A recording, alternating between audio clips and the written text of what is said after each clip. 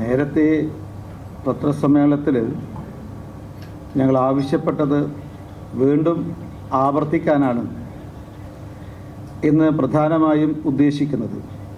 അതായത് കേരളത്തിലെ public service കമ്മീഷനിലുള്ള വിശ്വാസം ജനങ്ങൾക്ക് പൂർണ്ണമായും നഷ്ടപ്പെട്ടിരിക്കുകയാണ്. ഇത്തരമൊരു സാഹചര്യത്തിൽ PSC പിരിച്ചുവിടാൻ മുഖ്യമന്ത്രി VD സതീശൻ തയ്യാറാകണം എന്നാണ് BJP ആവശ്യപ്പെടുന്നത്. മാത്രമല്ല, പിണറായി ഭരണത്തിന് കീഴിൽ PSCയിൽ നടന്നിട്ടുള്ള എല്ലാ ക്രമക്കേടുകളെക്കുറിച്ചും CBI കൊണ്ട് അന്വേഷിപ്പിക്കാൻ മുഖ്യമന്ത്രി തയ്യാറാകണം.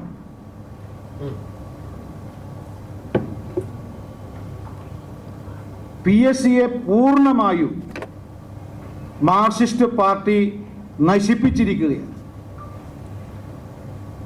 സഹകരണ സ്ഥാപനങ്ങളിൽ പാർട്ടി നേതാക്കളെയും കേഡറുകളെയും പാർട്ടി നേതൃത്വത്തിൽ സ്വാധീനമുള്ളവരെയും തിരികെ കയറ്റിയതുപോലെയാണ് ഇടത് ദുർഭരണകാലത്ത് PSCയിലും നിയമനം നടത്തിയിട്ടുള്ളത്.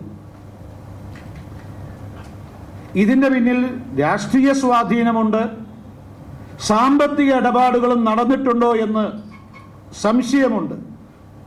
അതുകൊണ്ടാണ് CBI അന്വേഷണത്തിന് BJP ആവശ്യപ്പെടുന്നത്. പക്ഷെ ഇത് ഈ ഗുരുതരമായ സംഭവം ഉണ്ടെന്ന് ബോധ്യപ്പെട്ടിട്ടും പ്രതിപക്ഷത്തിരുന്നപ്പോൾ PSC നടത്തിയ പരീക്ഷകളെക്കുറിച്ച്, മൂല്യനിർണ്ണയത്തെക്കുറിച്ച്, അതേപോലെ റാങ്ക് പട്ടിക തയ്യാറാക്കിയതിനെക്കുറിച്ചും നിയമനത്തെക്കുറിച്ചും ഗുരുതരമായ ആരോപണങ്ങൾ നിയമസഭക്കകത്തും പുറത്തും ഉന്നയിച്ച മുഖ്യമന്ത്രി VD സതീശൻ എന്തുകൊണ്ടാണ് ഇപ്പോഴും മൗനം പാലിക്കുന്നത്? നേരത്തെ പ്രതിപക്ഷ നേതാവായിരുന്ന VD സതീശനും മുഖ്യമന്ത്രിയായിരുന്ന പിണറായി വിജയനും തമ്മിൽ ചില അന്തർധാരകൾ ഉണ്ടായിരുന്നു. ഇപ്പോൾ കസേരയിൽ മാറ്റം സംഭവിച്ചിട്ടുണ്ട്, പദവിയിൽ ഒരു മാറ്റം സംഭവിച്ചിട്ടുണ്ട്. അന്നത്തെ മുഖ്യമന്ത്രി ഇപ്പോൾ പ്രതിപക്ഷ നേതാവായി, അന്നത്തെ പ്രതിപക്ഷ നേതാവ് ഇപ്പോഴും മുഖ്യമന്ത്രിയായി. പക്ഷേ ആ അന്തർധാര ഇപ്പോഴും നിലനിൽക്കുന്നുണ്ട്. അതുകൊണ്ടാണ് PSCയിലെ തട്ടിപ്പുകളെക്കുറിച്ച്, ക്രമക്കേടുകളെക്കുറിച്ച്, തീവട്ടിക്കൊള്ളയെക്കുറിച്ച് മുഖ്യമന്ത്രി മൗനം പാലിക്കുന്നത്.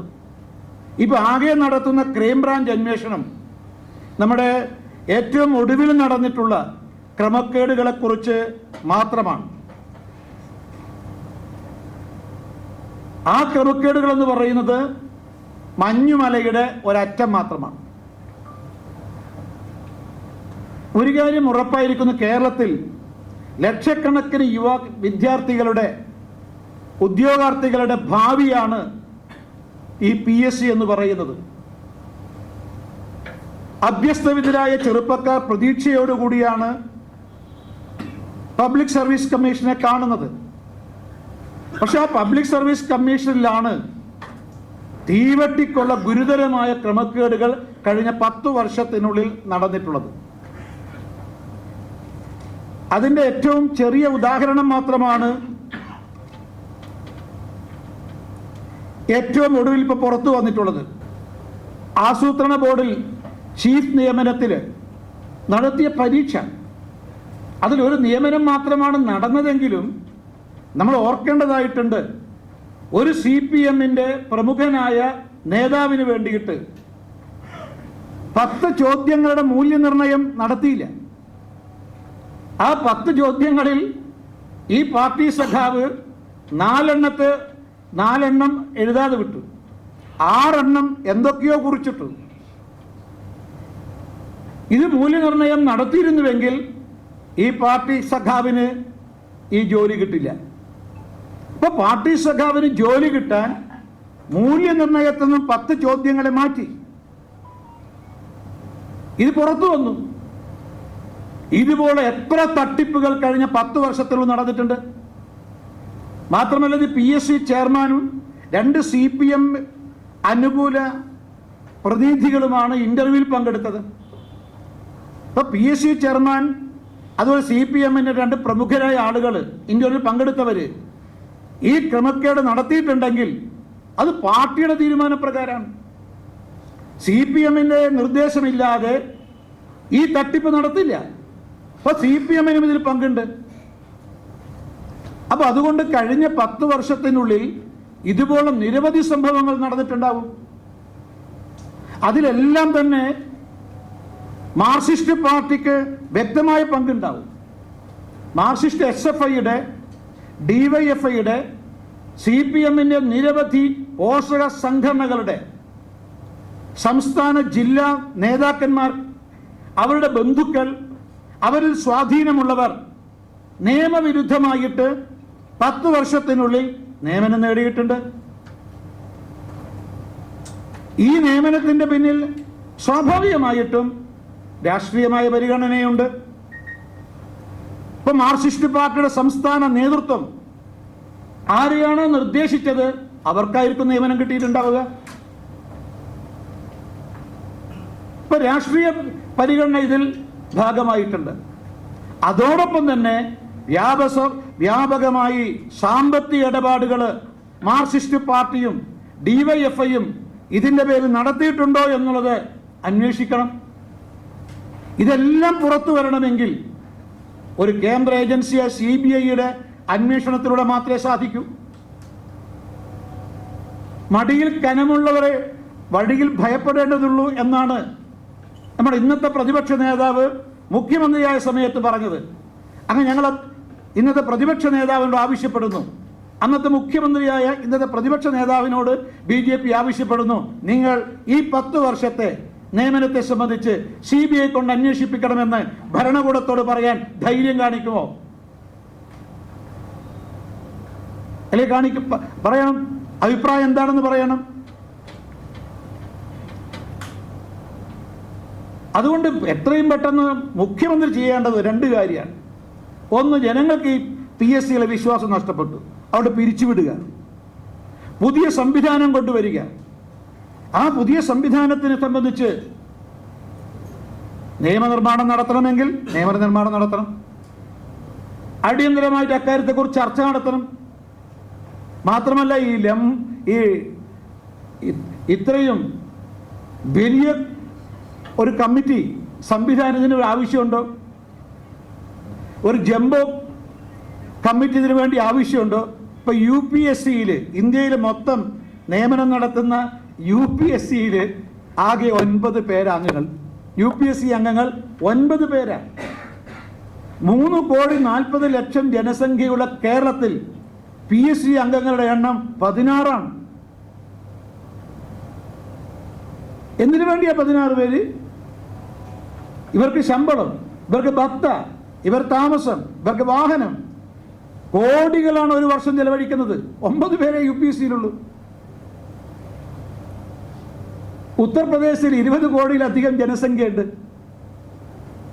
കേരളത്തിലെ PSC അംഗങ്ങളിൽ പകുതിയിൽ താഴെ മാത്രമേ ഉത്തർപ്രദേശിലെ PSCയിൽ അംഗങ്ങളായിട്ടുള്ളൂ.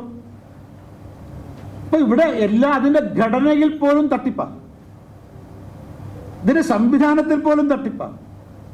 അതുകൊണ്ടാണ് PSC പിരിച്ചുവിട്ട് പുതിയ സംവിധാനം ഏർപ്പെടുത്തണം. നിയമനിർമ്മാണം നടത്തണമെങ്കിൽ നിയമനിർമ്മാണം നടത്തണം. PSC പരീക്ഷയും മൂല്യനിർണ്ണയവും റാങ്ക് ലിസ്റ്റ് പ്രസിദ്ധീകരണവും അതുപോലെ തന്നെ നിയമനവും 100% കുറ്റമറ്റതാകണം. അതിനുവേണ്ടിയാണ് മുഖ്യമന്ത്രി തയ്യാറാകേണ്ടത്. എന്തുകൊണ്ടാണ് മുഖ്യമന്ത്രി ഇക്കാര്യത്തിൽ മൗനം പാലിക്കുന്നത് എന്ന് ഞങ്ങൾക്കറിയില്ല. അതേ പ്രതിപക്ഷ നേതാവായിരുന്ന സമയത്ത് അതിശക്തമായി PSCയിൽ തട്ടിപ്പുകളെക്കുറിച്ച് നിയമസഭക്കകത്തും പുറത്തും പലതും സംസാരിച്ചതാണ്. നിലപാടുകളുടെ രാജകുമാരൻ എന്നറിയപ്പെടുന്ന മുഖ്യമന്ത്രി എന്തുകൊണ്ടാണ് ഇക്കാര്യത്തിൽ ഒരു നിലപാട് സ്വീകരിക്കാത്തത്? CBI അന്വേഷണത്തെക്കുറിച്ച് അദ്ദേഹത്തിന്റെ അഭിപ്രായം എന്താ? 10 വർഷം നടന്ന ഈ PSC നിയമന തട്ടിപ്പുകളെ കുറിച്ച് മുഖ്യമന്ത്രി ശ്രീ VD സതീശന്റെ അഭിപ്രായം എന്താ? ഞങ്ങൾക്കറിയാൻ ആഗ്രഹമുണ്ട്. മറ്റൊരു കാര്യം, ഇപ്പോ ഡൽഹിയിൽ നടക്കുന്ന സമരത്തിൽ ഐക്യദാർഢ്യം പ്രകടിപ്പിക്കാൻ CPM-ന്റെ കേരള നേതാക്കന്മാർ, CPM-ന്റെ കേരളത്തിൽ നിന്നുള്ള നേതാക്കന്മാർ, കോൺഗ്രസിൻ്റെ കേരളത്തിൽ നിന്നുള്ള നേതാക്കന്മാർ ഡൽഹിയിൽ തമ്പടിക്കുക. നമ്മുടെ മുഖ്യമന്ത്രി അടക്കം ഡൽഹിയിൽ പോയിട്ട് സമരപ്പന്തലിൽ പോയി ഐക്യദാർഢ്യം പ്രകടിപ്പിച്ചിട്ടുണ്ട്. പക്ഷെ കേരളത്തിൽ നടന്നിട്ടുള്ള ഈ സംഭവങ്ങളെക്കുറിച്ച് ഇവർ യാതൊന്നും പ്രതികരിക്കുന്നില്ല. ഇപ്പൊ lower primary school teachers rank holders association 25 ദിവസമായി ഈ സെക്രട്ടേറിയറ്റ് പഠിക്കൽ അവർ സമരം ചെയ്യുക. നേരത്തെ ആശാ വർക്കർമാർ നടത്തിയ സമരത്തിനോട് സമാനമായ രീതിയിൽ, അത് ശമ്പള വർധനവിനായിരുന്നു, ഇത് നിയമനത്തിന് വേണ്ടിയിട്ടാണ്. 25 ദിവസമായി സമരം. ഇന്നു മുതൽ ഞാൻ മനസ്സിലാക്കുന്നവർ നിരാഹാര സമരത്തിലേക്കാണ്. അവർ റാങ്ക് ലിസ്റ്റ് പ്രസിദ്ധീകരിച്ചു. PSC പരീക്ഷ നടത്തി റാങ്ക് ലിസ്റ്റ് പ്രസിദ്ധീകരിച്ചു. ജൂലൈ മാസം 15-ാം തീയതിയോട് കൂടിയിട്ട് സ്കൂളിൽ ഈ സ്റ്റാഫ് ഫിക്സേഷൻ കഴിഞ്ഞു. ഒരാളെ പോലും നിശ്ചയിച്ചിട്ടില്ല. പക്ഷെ അവരോട് ആത്മാർത്ഥയോട് സംസാരിക്കാൻ, ചർച്ച ചെയ്യാൻ, പ്രശ്നം പരിഹരിക്കാൻ മുഖ്യമന്ത്രി തയ്യാറാകുന്നില്ല, വിദ്യാഭ്യാസ മന്ത്രി തയ്യാറാകുന്നില്ല. പക്ഷേ ഡൽഹിയിൽ പോയിട്ട് ഐക്യദാർഢ്യം പ്രകടിപ്പിക്കുക. ഈ തൻ്റെ മൂക്കിന് താഴെ 25 ദിവസമായി സമരം ചെയ്യുന്ന ഈ പാവപ്പെട്ട lower primary school teachers rank holders അസോസിയേഷന്റെ നേതൃത്വവുമായിട്ട് ചർച്ച നടത്തി പ്രശ്നം പരിഹരിക്കാൻ തയ്യാറാകാത്ത മുഖ്യമന്ത്രി ഡൽഹിയിൽ പോയിട്ട് ഐക്യദാർഢ്യം പ്രകടിപ്പിക്കുക സമരത്തിന്. അതുകൊണ്ട് ഇതിനെ സംബന്ധിച്ച് കേരളത്തിലെ ജനങ്ങൾ മനസ്സിലാക്കുന്നുണ്ട്. സമ്പൂർണമായും PSC സംവിധാനം തകർന്നിരിക്കുന്നു. ജനങ്ങൾക്ക് വിശ്വാസം നഷ്ടപ്പെട്ടു. അതുകൊണ്ടാണ് ഭാരതീയ ജനതാ പാർട്ടി ഈ വിഷയം ആവർത്തിച്ച് ആവശ്യപ്പെടുന്നത്.